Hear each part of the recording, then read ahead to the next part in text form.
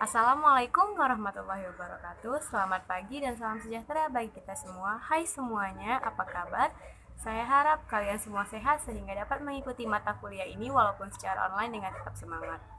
Sebelum kami memulai materi kami, yang kami hormati Bapak Payar Lipasaribu selaku dosen pengampu mata kuliah pendidikan seni rupa dan yang kami sayangi teman-teman dari kelas B dan D sekalian. Baiklah, perkenalkan kami dari kelompok 5 akan memaparkan materi kami mengenai Pancasila sebagai dasar ilmu pengetahuan dan teknologi. Perkenalkan, saya Winnie Adelina dari kelas D dan dua teman saya, Rinto Bonardo Simanjuntak dari kelas D dengan Yusuf Effendi Lubis dari kelas B.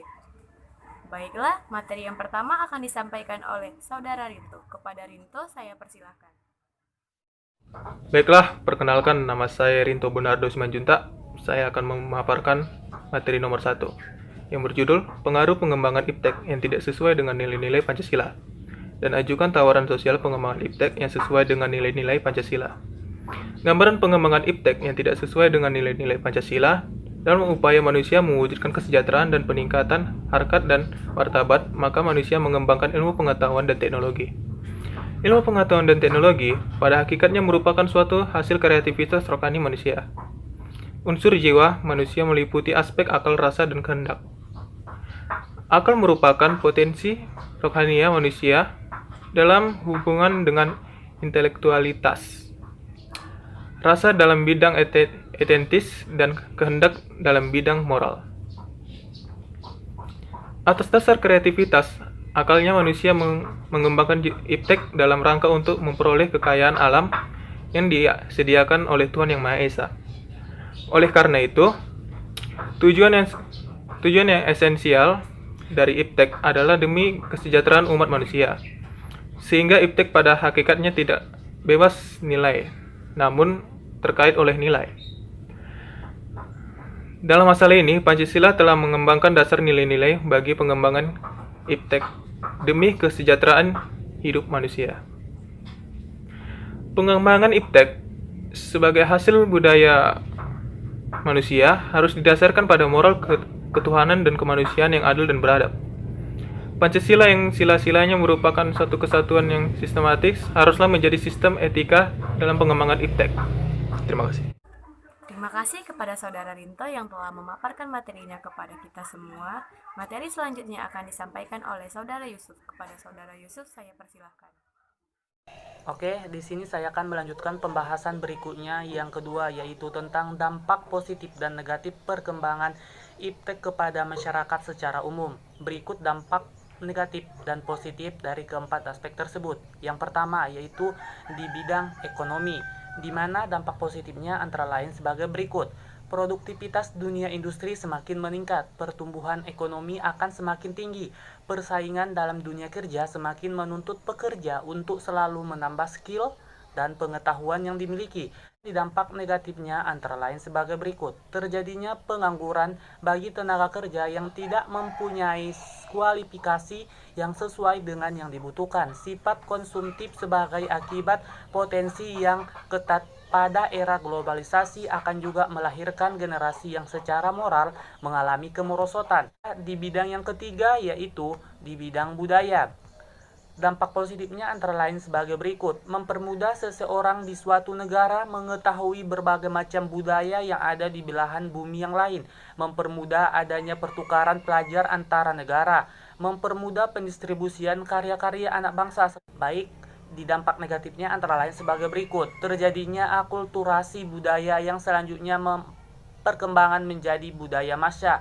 Mempercepat perubahan pola kehidupan bangsa. Membuat sikap menutup diri dan berpikir sempit, mudah terpengaruh oleh hal-hal yang berbau barat. Terima kasih kepada Saudara Yusuf. Baiklah, materi selanjutnya akan disambung kembali oleh Rinto Bonardo. Kepada Saudara Rinto, saya persilahkan. Terima kasih Saudara Yusuf. Baiklah, saya akan melanjutkan materi nomor 3 yang berjudul Peran Nilai-Nilai Pancasila sebagai Dasar Nilai Pengembangan Ilmu di Indonesia. Kemajuan teknologi adalah sesuatu yang tidak dapat dihindari dalam kehidupan ini, karena kemajuan teknologi berjalan seiring dengan kemajuan ilmu pengetahuan. Saat ini kemajuan IPTEK amatlah pesat, menjadikan peradaban manusia pun ikut berkembang dengan pesatnya. Perkembangan ini menyebabkan munculnya masalah nilai dalam IPTEK, seperti persoalan kemajemukan ilmu pengetahuan, dalam arti ilmu tidak lagi satu. Dengan itu, dijadikanlah Pancasila sebagai sumber orientasi dan arah pengembangan ilmu. Setiap inovasi diciptakan untuk memberikan manfaat positif terhadap kehidupan manusia. IPTEK memberikan banyak kemudahan serta berbagai cara baru dalam melakukan beragam aktivitas manusia. IPTEK tidak lagi hanya bermanfaat dalam sarana kehidupan, tapi juga untuk kebutuhan kehidupan manusia. Dengan perkembangan IPTEK yang sangat pesat, manusia semakin mudah untuk berkomunikasi jarak jauh, bahkan dalam lingkup dunia. Hal ini ditandai dengan mulai bermunculnya teknologi canggih yang dapat membantu aktivitas manusia dalam kehidupan sehari-hari. Namun, pesatnya kemajuan IPTEK tersebut juga memungkinkan terjadinya penyimpangan dalam penggunaannya.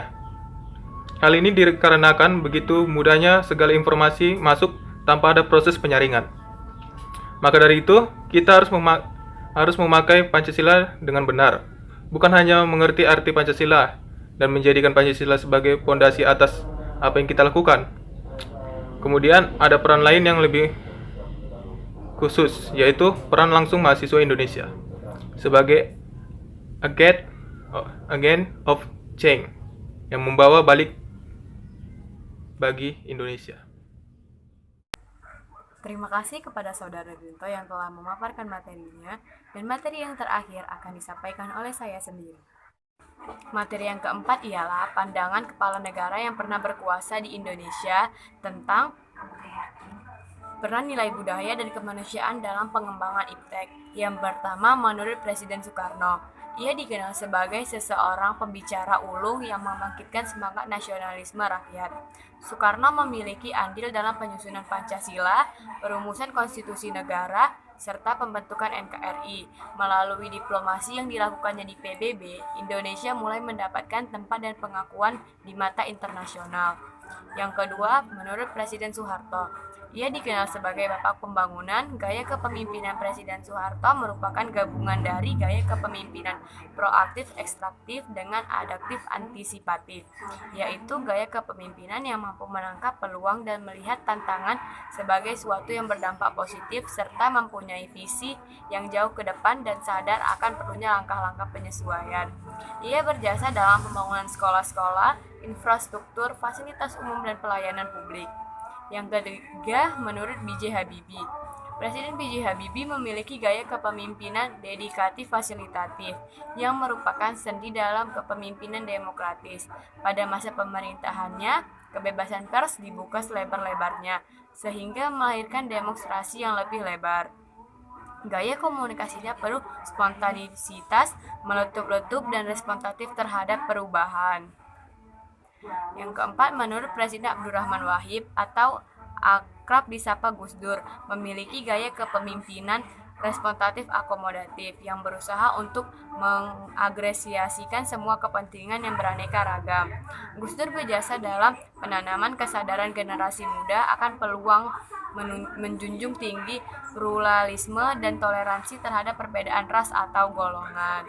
Yang kelima, menurut Presiden Megawati Soekarno Putri, yang memiliki gaya kepemimpinan anti kekerasan.